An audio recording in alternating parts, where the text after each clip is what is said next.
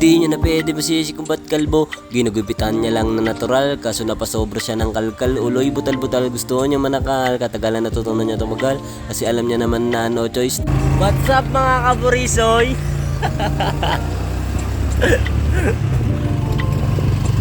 Araw, maasang araw. Oh, agatinda tayo. Ayun, bibili mo yapanit. So ayun, hawak na natin ang yapanit. Ang yapanit na mainit, na pares siya sa mami mga kaburisoy. Pagka nagmami kayo, masarap to, papares nga.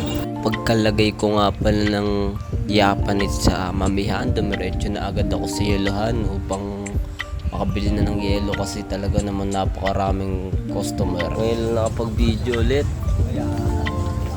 dahil sa sobrang dami ng customer. Ayan, dumating pa si Uncle, oh. Uncle, shout out nga pala sa'yo, Uncle Albert. Maraming salamat sa suporta na binibigay mo.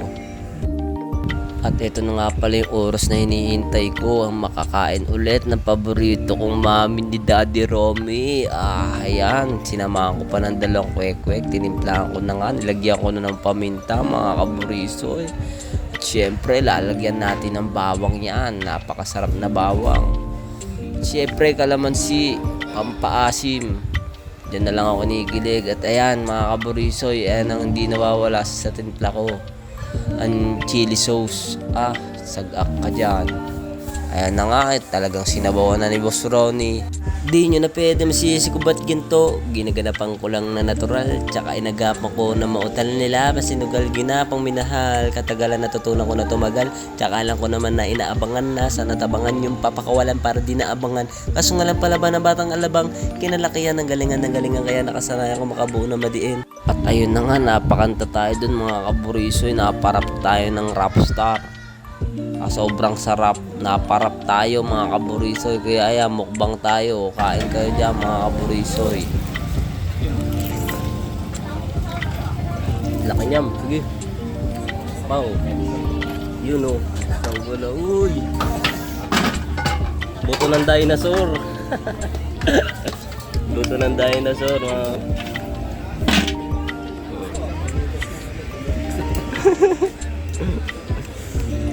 yum. Di niya na pwede masisi kung ba't kalbo. Ginugupitan niya lang na natural, kaso napasobra siya ng kalkal. Uloy butal-butal, gusto niya manakal. Katagalan natutunan niya tumagal, kasi alam niya naman na no choice na. Balikin tab na gupit ay malala na papatulala, kasi nga po tayong buhok ay nawawala. Di nadalian na gupitan ng gupitan, pati ang mga buhok na di na pwedeng galawin. Di ko akalain na di ka marunong maggupit, gusto niya lang pala ako nakalubuhin. Namimili pa ako ng gupit, men. Sarap mga kaburisoy, napapakanta ako. Pasalubong ko pa si Ate Suray, binulog ako na nga. Shout out nga pala sa'yo Ate Suray. At sinet ko na nga pala yung camera mga kaburisoy, kaso wala, di umepektive, ang hirap mag-video sa sarili. At ayun, inabot na nga tayo ng gabi mga kaburisoy, dahil matumal ang paninda. Hanggang dito na lang ang aking video mga kaburisoy. At shout out nga pala kay Empol ng Eskinita, at saka kay Gerard Daguman alias Boy sa Bisaya, at saka kay Boss Morris TV mga kaburisoy.